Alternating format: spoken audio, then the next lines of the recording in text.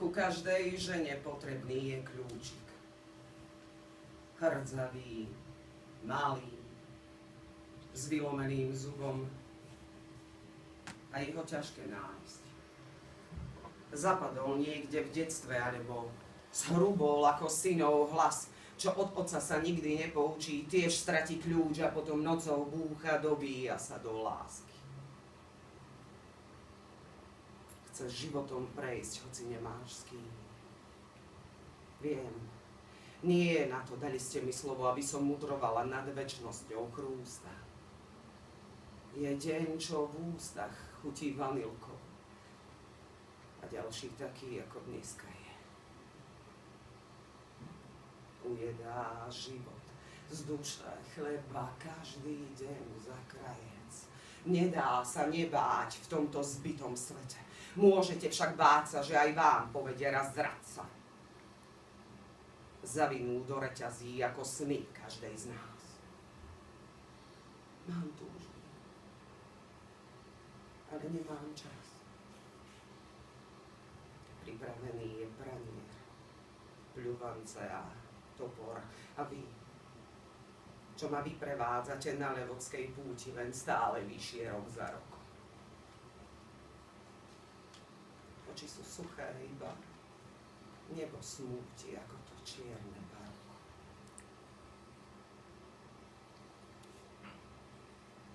Na každé nebo potrebný je kľúčik.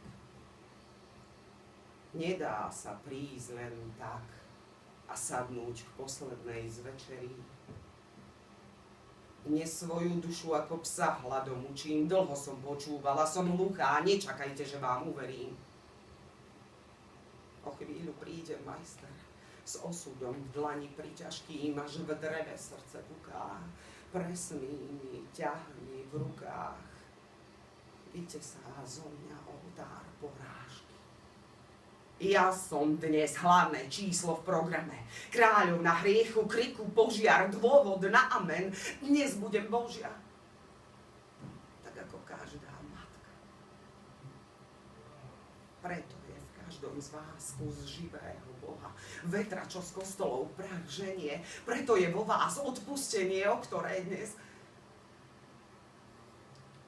nežiadam. Za lásku zrádu dostávam, dopíjam kalich, dvíham oči nebesá.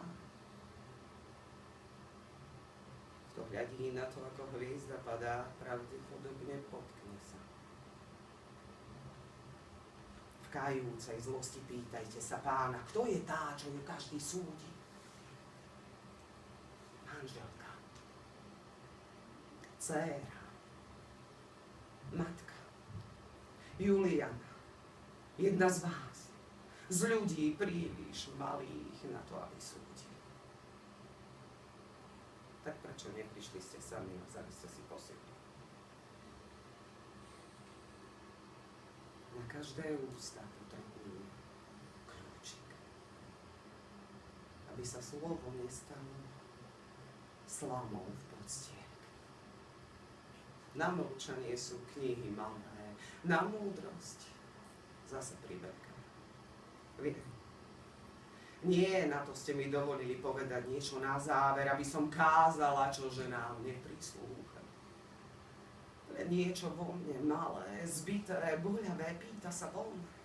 Počúvate len na pol ucha, vravíte o zrade, hľadáte vinníka, je tu on.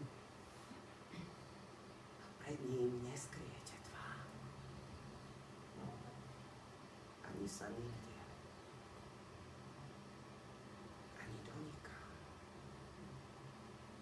Nájde vás ako havran, bosou. V spánku si kľakne k vašim nohám, zhorkne vám med a zvlhne do hán. Budete kráčať dušou bosou po strnisku nekončiacich spomienok. Nie, nevyhrážam sa. Iba stojím vo dverách. Za chrbtom ma majster Pavol. Kat, čo zo mňa spraví oltár vášho studu. Narodím sa druhýkrát a budú mešťania so mnou musieť večne žiť. Neprejde nikto uchom ihly ako niť medzi zlým a menej zlým. Prišli ste dnes, aby ste ma stihli uvidieť zmiznúť ako dým. Ako čas stojím odmeraná, zradená Juliana. Nič to. Len stratila som kľúčik. Tak dávno, že si nepamätám, či som ho vlastne mala, preto teraz nerozumiem vetám a skôr sa nerozlúčim, kým nepukne skala vo vás a ten kľúč nevypadne, lebo tam ho niekto schoval úplne na dne. Pri prameni pálivej túžby, čo sa časom mení do špinavej, prešľapanej dlažby na kocku. Až potom vykročím pravou nohou pre šťastie na púť Levockú. Viem, všetko to je neprávo. Za chrbtom láska, slnko nad hlavou, cisári, chamrať polepená biedou, skričané ženy nespoznaný, dedo splnené puky, prázdna kolíska, pesnička, čo sa vypíska a nebo, ktoré si z ľaku kľakne do syna. Len teba ešte vyzývam. Sklamaná pravda, dnes si sa tu myhla a kážem ja, tu pod pódium skúč mi. Z vás si myslím, že tá pravda vyhrá. Nech ďalej štrngá kľúčmi. Pane, Božia preberečko, červená studom farby žličko, otváraš krídlom požehnané nebo. Vezmi ma sebou, aby som dnes Bohu bola celá oblečená za aniela.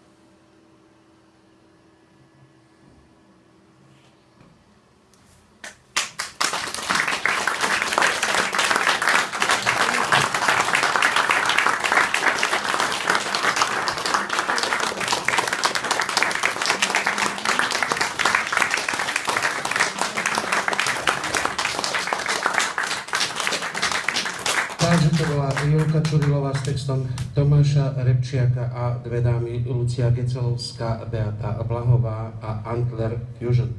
Srdečná vďaka za prácu, za to pochopiteľné volám.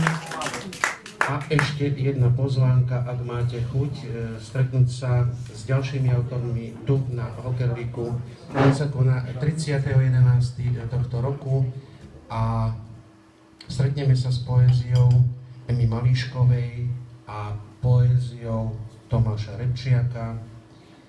Chlapcov vystriedajú priatelia Tomáša Repčiaka a sám Tomáš Repčiak ako pánska jazda.